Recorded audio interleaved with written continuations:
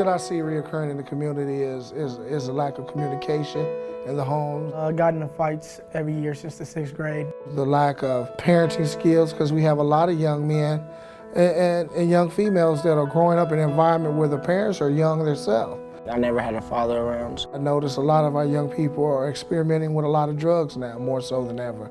There's an epidemic of neglect in our communities. Good kids with the potential to be great are being neglected, ignored, and allowed to find their way to gangs, drugs, and violence. Because I'm trying to prepare you guys so when you do walk up out of Northwest High School, you have some type of foundation. I might not have all the answers, but I can give you guys something to get you started. But there is hope.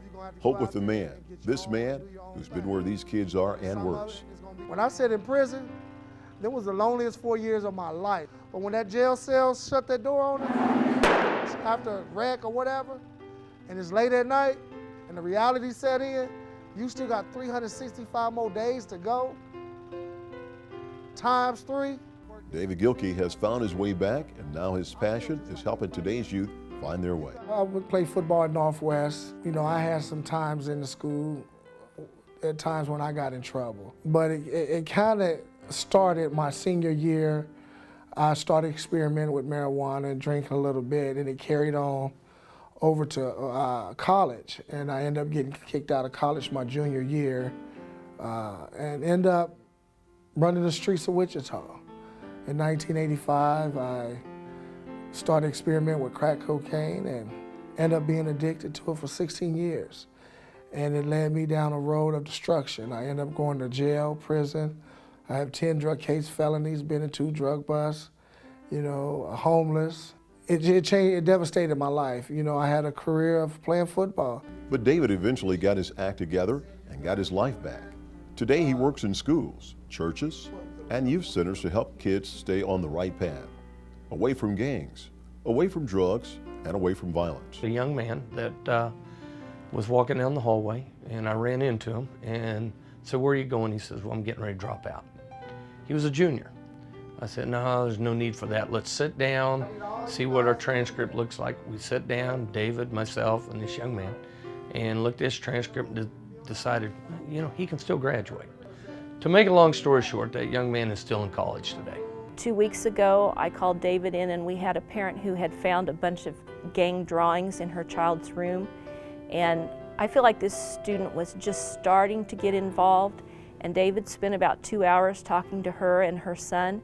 And after 2 hours, when the student left my office, he gave his mom a hug, he kissed her twice on the cheek, he was crying. He comes in every week now on Friday and says, "When is Mr. Gilkey's group?" He's in there in group now. He's dressing different, he's not wearing his gang attire. I mean, I feel like he's been pulled back from the brink. He meets with the young men every Wednesday, but it doesn't stop on Wednesday. Because if you go to jail, guess what happens? You got that on your record. Brings in different speakers. Sometimes he brings in a parole officer, sometimes he'll bring in a banker, sometimes he brings in successful businessmen, sometimes he brings in people that have been in prison.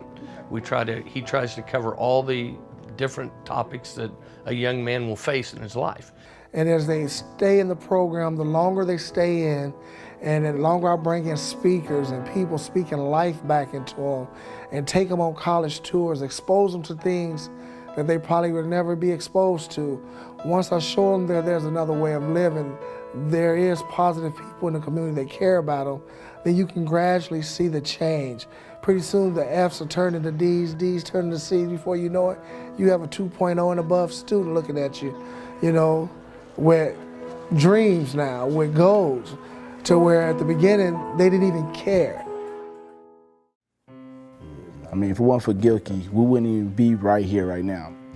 If it wasn't from him, I wouldn't even have the grades that I had. For my future, I see that whatever I'm going to be, which is a physical therapist, I mean, he's put that into my heart that I can do that. I got into fights every year since the 6th grade. Now, ain't got in a fight this year. It's doing a lot better for my program.